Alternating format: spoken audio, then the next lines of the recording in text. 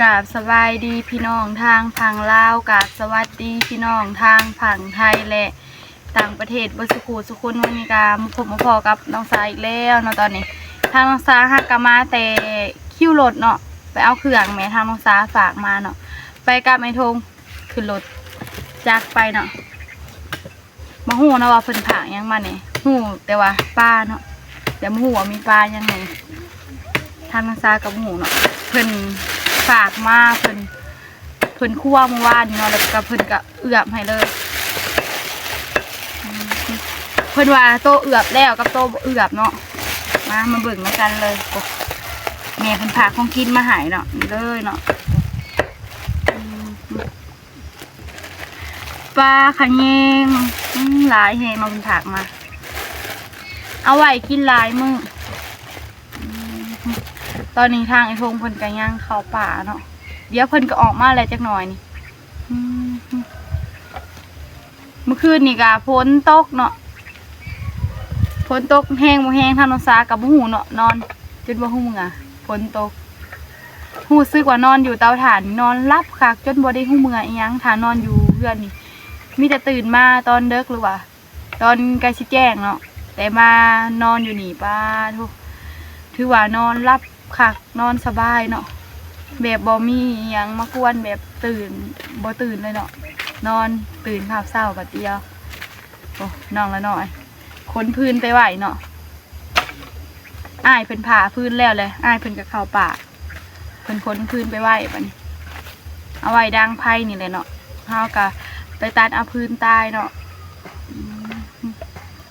ฐานเฮาก็ไม้หอดครึ่งหนึ่งแล้วเนาะบัดนี้ยังเหลือแต่ทางหัวเนาะขวดฐานเต้านี่เบิดก็สิได้เมื่อหาน้องผู้พาเลยเนาะโทรหาน้องผู้พาเพิ่นทุกมื้อเลยทางน้องสาค่ะผู้น้องละหน่อยฝนพื้นไปไหวเต้าเขากับฝนตกใส่เนาะภายในยามเช้ามันบ่แดดปานใดเนาะยามช่วยไปแหละมันสิแดดเขาก็มีแค่ย่างเนาะมุ้งถ่ายยามช่วยมันแดดเขาก็มุ้งเต้าถ่านเขาก็หอดถึงแล้วเมื่อคืนนี้ก็กินข้าวกับแกงหน่อไม้เนาะเมื่อนาก็กินข้าวกับต้มหน่อไม้เห็ดแจ่วกะปิขึ้นเมื่อคืนนี้แกงหน่อไม้เนาะมื้อนี้ก็เลยแม่เพิ่นผากปลามาให้กาซี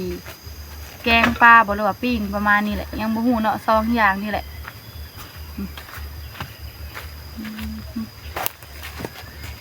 ไผติดอยู่บ่นะน้องละเนาะปลาเท่ามาเบิ่งเลยเนาะปลาผางมานี่เลยเนาะอีโบโดนกสิได้ลงมือหาน้องภูผาแล้วเมื่อแล้วกสิถ่ายคลิปให้เอซี่เบิกเนาะว่าลงเมื่อใดแต่กาขวดฐานแล้วพอแหละจึงได้ลงเมื่อขวดฐานเห็ดยางแล้วเบิดแล้วก็เก็บเครื่องเก็บของเมื่อไว้อยู่กันแล้วก็ลงเมื่อเนาะบัดนี้มาเบิ่งกันเลยอันนี้ก็สิเป็นปลาขะแยงเนาะพวกปลาขะแยงย่างบไดเอือกมาข้างนอกซาก็ยังบุหูเนาะเป็นปลาขะแยงแต่อันนี้ก็เป็นปลาตองเนาะลาบกินแสบปลาตองปลาที่เพิ่นยังบไดเอือกเนาะอันนี้น่าจะเป็นเอือบได้อะไรอันนี้ก็อันนี้ก็สิเป็นปลาขาวบ่เด้อเนาะสิเป็นปลาขาวอันนี้ก็ปลาขาวคือเก่าเนาะอันนี้ก็สิเป็นปลานางกับปลาขะแยงปนกันเนาะอันนี้ก็สิเป็นปลาขะแยงเลยปลาขะแยงเพิ่นเห็ดเป็นธงมาให้เรียบร้อยเนาะ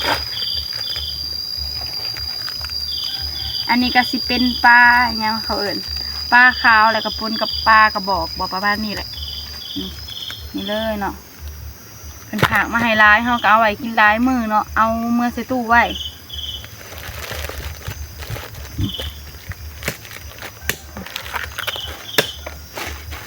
มาเอามาเบิ่งทงนี่กันเลยเนาะบัดนี้กล้องมันอาจสั่นๆในเด้อเพราะว่าทางน้องสาตั้งอยู่เตียงเนาะแล้วทางน้องสากระติกแล้วมันก็เลยเสียนให้กล้องติ้งไงโอ้ไฟก็เดิมติดละเห็ดกินตอนเช้าเนาะเพราะว่าตอนเช้ากะ ยังบ่ได้เฮ็ดกินเนาะเพราะว่าพากันไปเอาเครื่องก่อน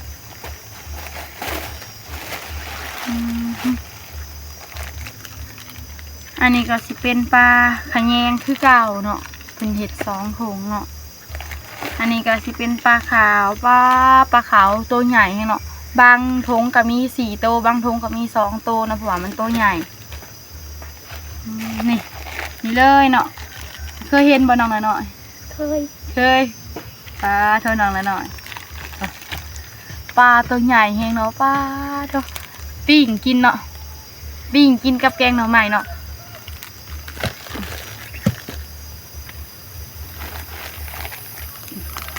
เพิ่นใส่2โตเนาะปลาขาวมันตัวใหญ่แฮงดีพวกมื้อนี้ทางน้องซาได้ของกินหลายแฮงเนาะมีแต่ปลาเนาะดีกว่าเฮากินแต่หน่อไม้เนาะอันนี้ก็สิมีปลามาเสริมเนาะเป็นพวกแบบอาหารบ้านๆเนาะแซ่บทางน้องซามากินคันตัวใหญ่เพิ่นก็ใส่3-4โตคันตัวน้อยเพิ่นก็ใส่3-4โตเนาะถ้าตัวใหญ่เพิ่นก็สิใส่ประมาณ3โต2โตเนาะตัวใหญ่เลยเนาะตัวใหญ่เนาะเพิ่นแพ็คมาเป็นธงแบบนี้เลยเฮ็ดคือเพิ่นสิขายนี่เนาะเพิ่นแพ็คมาแต่ละเถื่อถ้าเพิ่นได้ปลาหลายเพิ่นก็มีแต่สิเฮ็ดแบบนี้เนาะเขาตู้ไว้ทางแม่น้องซาน่ะถ้าเฮาบ่มีของกินเฮาก็ลงมาปิ้งกินเนาะหรือว่าทอดกินก็ได้แกงกินก็ได้เพราะว่าปลาขะแยงนะเพิ่นก็บ่ได้เอือบ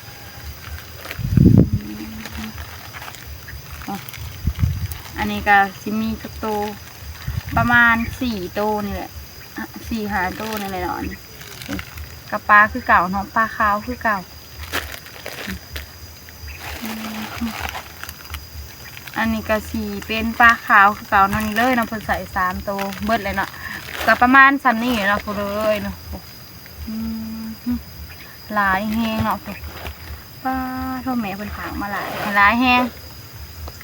แต่เฮาก็ได้กินหลายมื้ออยู่เนาะเอาเข้าตู้ไว้ถ้าเฮาบ่มีตู้นี่มันก็หนาวเบิดเลยภายในทางไอ้ทงเพิ่นมีตู้เนาะมีแต่เอาใส่ซองแข็งไว้เนาะเฮาอยากกินยำใดก็มีแต่เอาออกมาแช่น้ำเนาะแช่คาทุ่งยางเนี่ยแช่น้ำค่ะเอาออกมาปิ้งมาทอดกินเนาะหรือว่ามา1กินก็ได้1ใส่ผักหาผักหลายๆอย่างมารวมกันเนาะแล้วก็1ทั้งแซ่บจำแจ่วมะเขือสวยมากเลยก็เริ่มแดดออกถ่ายยามเช้าแลอากาศมันก็สิเย็นๆแน่เนาะเพราะว่าฝนตกแห้งเมื่อคืนนี้ไพ่เบิ่งคือมันบ่ติดเนาะน้องละน้อย ติดวะมันติดกำลังจะเป็นฐานแล้วแต่มันกระลุกสู้โอเคโอ้น้องหน่อยเห็นไงเพิ่นเก็บพื้นมาไว้พื้นก็เอาตากแดดไว้น้องเพราะว่าฝนตกเมื่อคืนนี่ก็พื้นเปียกจนเบิดเลย พื้นเปียกหมดเลยเมื่อคืนดิฝนตกเนาะไอ้ทงกลับมาแล้วตอนนี้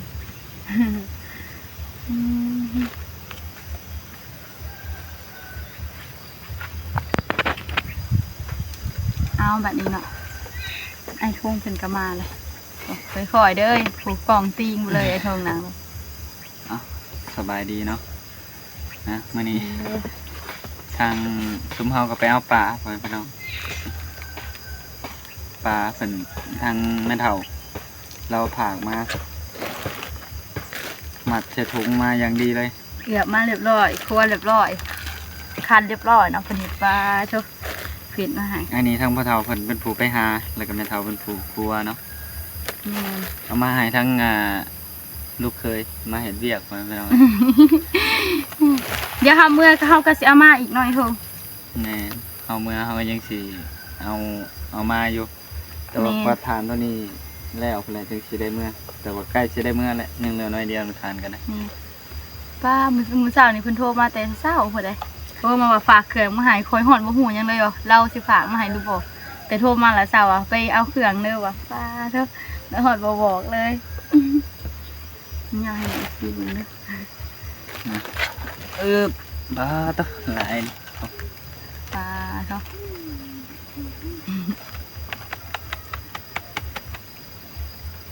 จะมากินปลาอย่างถูก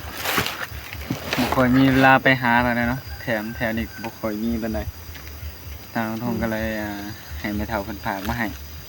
แต่ทางทงก็ยังสิ เมื่อนี่สิเอาเงินให้เพิ่นอยู่ได้แหละ หมายเท่าจับจะเอาเขาโทงไว้เนาะทางน้องซาก็เอาออกมาให้เบิ่งหน่อยโทงว่ามีปลายังแหน่ อืม เฮาก็สิเอาเมื่อไว้อยู่เพื่อนพวกใดบัดนี่จ้ะปลา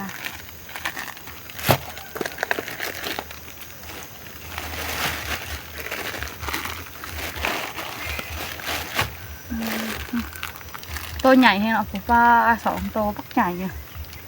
เฮาเส้นกินละปิ้งบ่ ปิ้งก็ได้จะเสียไว้จักถุงก็แบ่งออก ปิ้งปลาหยังปลานี่บ่ บ่ฮู้นำเจ้าแล้ว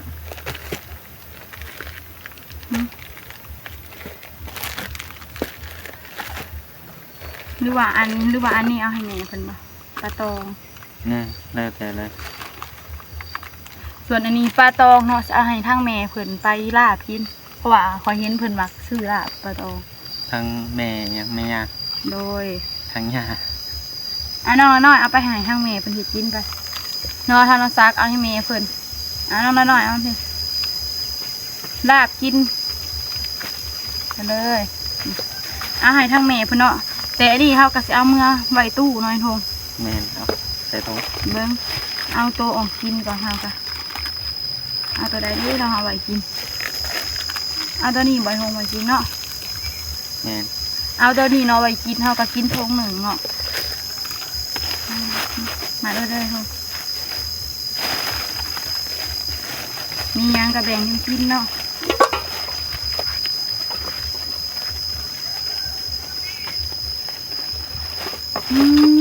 ควันไฟเอาพวกเจ้าเอาอันนี้ค่อยเอามาใส่อีกเอาใส่ทางขางแล้วจะเอาออกมาอย่างเดียวมันน้องพิมกินข้าวแล้วซึ่งเมื่อเขาตู้ไว้เนาะใหญ่มันหนาวหน่อยโถ อืม ป้าเท่าปลาตัวเต็มทงขักเป็นเห็ด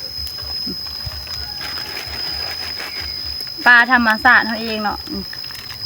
นี่เลยเป็นปลาเสื่อมตัวนี้ ปรากฏ ปลากดมันจะเป็นแบบอีกแบบหนึ่งเลยโถอันนี้ปลาขี้แยงเนาะปลากดมันกระสิคือปลาขี้แยงนี่แหละแต่มันตัวใหญ่กว่าตัวซ้ำเลยซ้ำดำผ้านี่แหละ เนาะ แม่น มันบ่มีตัวน้อยเนี่ยบ่เห็นว่ากัน บ่มีเลยถ้าอันน่ะเป็นมีอยู่ตัวหน่อยถ้าเป็นปลากดพันธุ์นี่โอ้ยตัวสำแขนจ้ะนี่แบบเพิ่นไปใส่มองใส่อีหยังเนาะแบบตามน้องตามเซ่เนาะอันนี้เฮาก็สิปิ้งกินเนาะปิ้งกินปลาแม่ถือว่าแม่เพิ่นก็ฝากมาให้หลายแฮงเนาะเพิ่นมาสะพายบัดเดียวเลยโทรมาหลัดเช้าถ้าไหนคิดยังกระทันไปเรียบร้อยเนาะเอาให้แม่เพิ่นนํเอาปลาตองให้แม่เพิ่นลาบกิน โดยเนาะบ่ปลาทานรู้อีกแล้วเอาปลาก็เอาไว้แบบแบ่งไว้ให้แม่เท่าละน้อยเนาะ เล่นนี่ ตัวนี้ไผ่ลุไผ่ใหม่ให้น้องละน้อยเพิ่นเป็นผู้ถมจักสิถมได้หรือ หัว ว่า เซยทงหัวหน่อยหน่อยบอกคือที่ทมเป็นหน่อยมาเดี๋ยวทางน้ำฟ้าจับกล่องให้ก็ได้โอ้เบิ่งเลยเนาะน้องหน่อยหนูจะความแทนโอ้โห ได้พ่อน้องละน้อย บ่หล่นขยะมันบ่ บอลขี้ยามันเด้อ บ่ร้อนนะบ่ร้อนนะ ทมมาแล้วน้องหน่อยโอ้มันกระใหม่มาหอดพี่แล้วเนาะยังเหลือแต่ทางหัวมเนาะ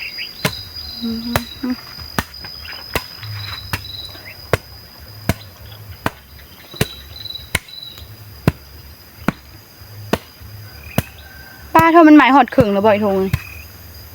ครึ่งเลยเหลือน้อยเดียว เหลือประมาณสันนี่เนาะอีกบ่ดนกะสิได้ลงมือหาน้องภูผาเพิ่นแล้ว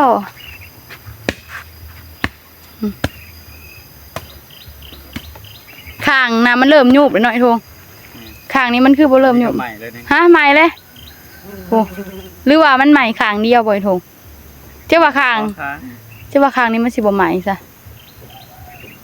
ป้าโธ่ อันนี้เป็นรักมันได้นี่ยังไง เป็นรักมันก็ยังใหม่เนาะ มารุ่นกันเนาะเต่านี่ว่าฐานสิงามบ่แต่มันหักลุหลายเถื่อเนาะลุผู้ลุปองใหญ่แห้งอันนี้นะน้องลิ้นเพิ่นทมเนาะลุปองใหญ่แห้ง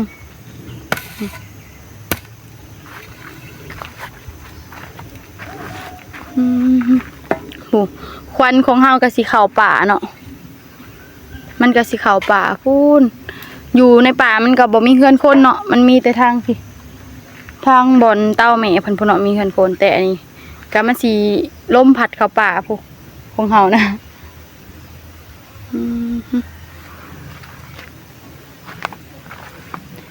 ไม้หัดเคิงเลย ไก่สิเบิดแล้วเนาะทานกันเลยไก่มาทุกที่แล้วไก่สิได้เมื่อหาน้องภูพาอ้วนๆเพิ่นเลยเดี๋ยวทั้งทุกก็สิได้จบคลิปไว้เพียงเท่านี้เนาะเดี๋ยวมาพบกันพอกันในคลิปหน้าเนาะก็ขอบคุณเนาะให้มี MC เบิดทุกคนเนาะที่เบิ่งคลิปของน้องทุงแต่ต้นจนจบที่บ่ความโฆษณาเนาะทางน้องทุงก็สิขอลาไปก่อนเนาะพี่น้องขอกล่าวคำว่าสบายดี